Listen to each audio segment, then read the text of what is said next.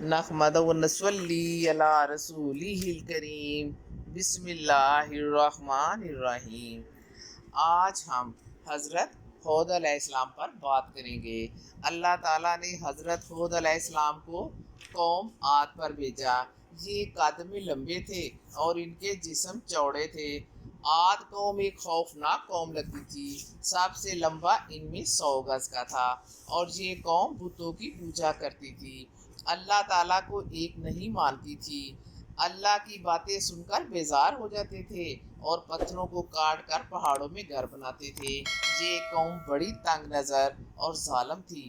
بتوں پر ایمان لاتے تھے مگر ان میں سے ایک طبقہ بتوں پر ایمان نہیں لایا تھا اور یہ طبقہ کافروں کے ڈر سے اپنا ایمان چھپاتا تھا۔ جب حضرت ہود علیہ السلام کے ماننے والے زیادہ ہو گئے تو کافروں نے حضرت ہود علیہ السلام کو تکلیفیں دینا شروع کر دی۔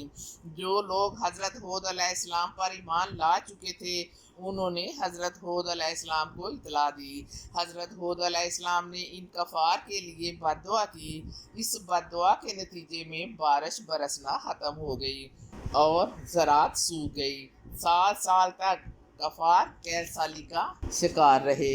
بھوک اور پیاس کی وجہ سے اپنی زندگیوں سے بیزار ہو چکے تھے۔ حضرت ہود علیہ السلام نے بڑے پیار سے انہیں کہا کہ آپ سب ایمان لے آئیں اور اپنے آپ کو دنیا کی مصیبتوں اور اللہ کی آخرت میں دوزخ کی آگ سے بچا لیں۔ ساری آفتیں صرف تمہارے کفر کی وجہ سے مل رہی ہیں۔ بتوں کو پوجنا اللہ تعالیٰ کو پسند نہیں۔ کفار ہمیشہ حضرت ہود علیہ السلام سے بے ادبی سے پیش آتے تھے اور ان کے ساتھ گستاخی کرتے تھے۔ کافر حضرت ہود علیہ السلام کو کہتے کہ ہم تمہارے کہنے پر بتوں کو پوجنا نہیں چھوڑیں گے۔ حضرت ہود علیہ السلام کے زمانے میں رواج تھا کہ جب وہ کسی مشکل میں پڑتا تو وہ مکہ جا کر حرم میں اللہ سے دعا کرتا اور اس کی دعا قبول ہو جاتی تھی۔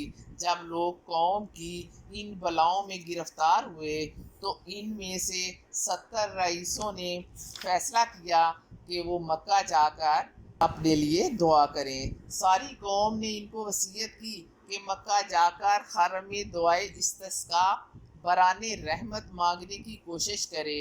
جب یہ لوگ مکہ پہنچے تو معاویہ ابن بکر کے گھر اترے۔ یہ سب لوگ ان کے گھر عیش و عشرت میں پڑ گئے۔ دن رات یہ لوگ گانا گانے اور سننے میں مشغول رہے۔ ادھر ساری قوم نے کہا کہ اے ہود، ہم تمہاری بات نہیں مانیں گے۔ اگر تم ہمیں اپنے خدا سے ڈراتا ہے تو کم از کم تم ہمیں اپنے خدا کو دکھا کہ وہ کیسا ہے جو ہم پر عذاب لائے گا۔ اگر تو ہمیں اپنے خدا کو نہیں دکھائے گا تو ہم تجھے مار ڈالیں گے۔ حضرت ہود علیہ السلام نے جب یہ باتیں سنی تو اللہ کے حضور دعا کی، یا اللہ ہمیں ان ظالموں سے بچا، مجھے ان کے ساتھ لڑنے کی ہمت دے۔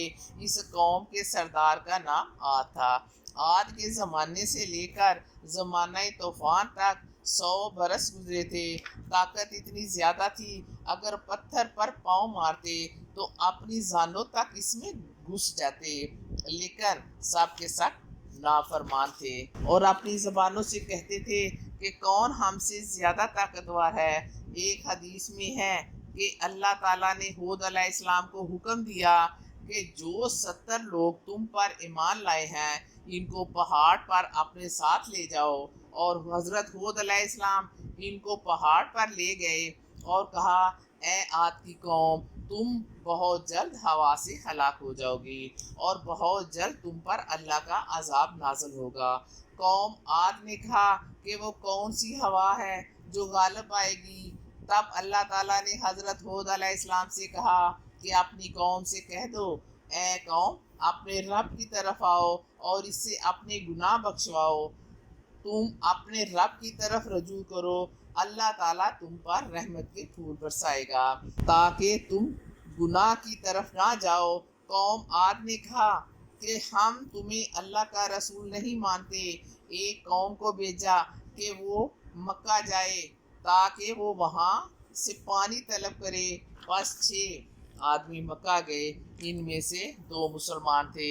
ان دونوں مسلمانوں نے اپنے آپ کو ایمان والا ظاہر نہیں کیا تھا۔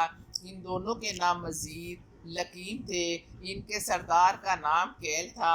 یہ 70,000 آدمی لے کر مکہ کی طرف چل پڑے۔ مزید نے ان سے کہا، جب تک تم حضرت ہود پر ایمان نہیں لاؤ گے، اس وقت تک تم پر رحمت برسنا اور بارش کا برسانا ناممکن ہے۔ مزید کی یہ بات سن کر سب نے ان کو جھٹلا دیا۔ اس کے بعد مزید اور لکیم نے کہا، یا الہی، یہ تیری رحمت کے قائل نہیں ہیں، تو ہماری حاجتیں پوری کر۔ اللہ کی بارگاہ سے آواز آئی، تو کیا مانگتا ہے؟ مزید نے کہا، یا الہی، میں قیامت تک دنیا میں بھوکا نہ رہوں۔ اللہ تعالیٰ نے مزید کی اس حاجت کو پورا کر دیا۔ لکیم نے کہا، یا اللہ، مجھے 7 دفعہ کی عمر عطا کر۔ اللہ تعالیٰ نے لکیم کی یہ حاجت پوری کر دی، اور اللہ تعالیٰ نے 3000 سال تک لکیم کو زندگی دی۔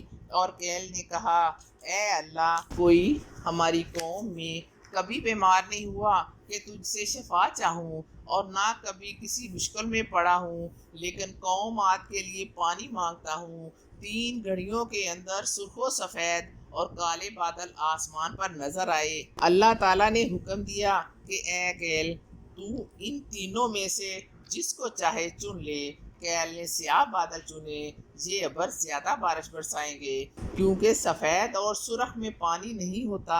اللہ تعالیٰ کے حکم سے ابر سیاہ ساتھ ساتھ اس کے منزل مقصود کو جا پہنچا۔ وہب ابن منبع سے روایت ہے کہ 7ویں زمین پر ایک ہوا ہے، اس کا نام ریح القیم ہے۔